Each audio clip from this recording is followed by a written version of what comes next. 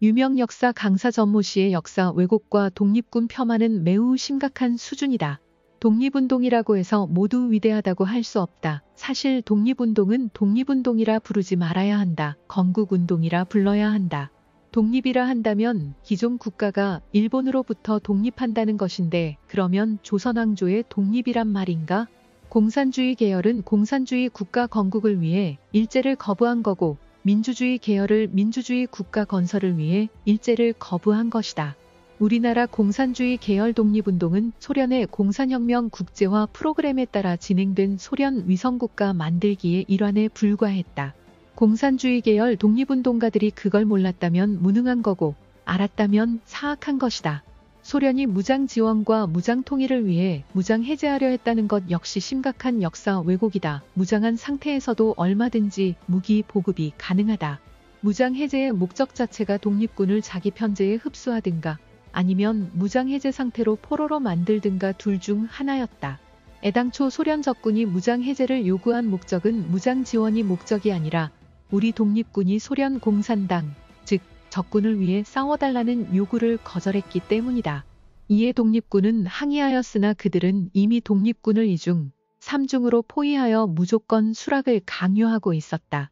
이때 소련군 배후에서 고려공산당 이르크츠크파가 이를 꾸미고 있었으며 김자진은 소련 공산당의 이상한 눈치를 간파하고 극비리의 부하를 거느리고 흑룡강을 건너 중국 만주지방으로 돌아오고 말았다.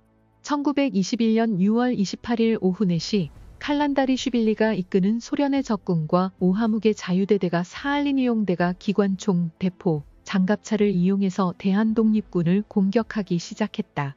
독립군 뒤쪽에는 강이 있어 도망가지 못해 피해를 더욱 키웠다. 생존자 970명은 앞에서 말한 대로 포로가 되어 볼셰비키 혁명군으로 편입되었다. 또한 칼란다리슈빌리의 명령을 이행하여 자유시로 미리 들어왔던 홍범도, 지청천도 함께 이르쿠츠크로 이동하게 되었다.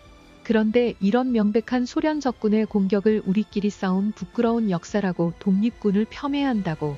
독립군이 문제가 아니라 독립운동을 빌미로 소련에 복속된 공산주의 국가를 만들려 했던 공산주의자들이 문제인 거고, 이에 명백히 소련 적군은 자신들의 목적을 위해 독립군을 이용하려 하다가 안 되니 공격해서 강제 복속시킨 것이다.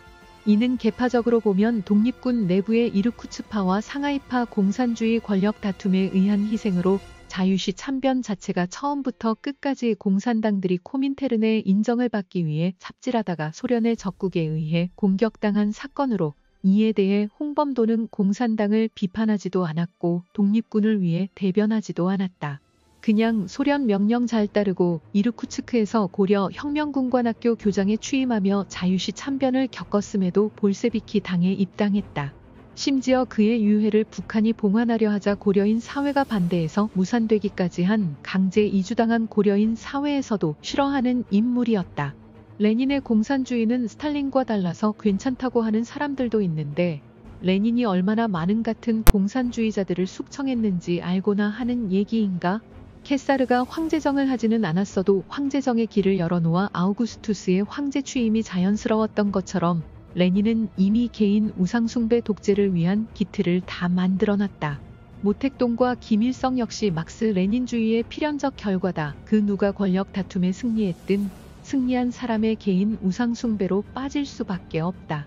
따라서 홍범도 장군 흉상을 육군사관학교에 놓는 것은 부적절하다. 독립기념관에 옮겨서 모시면 모실까?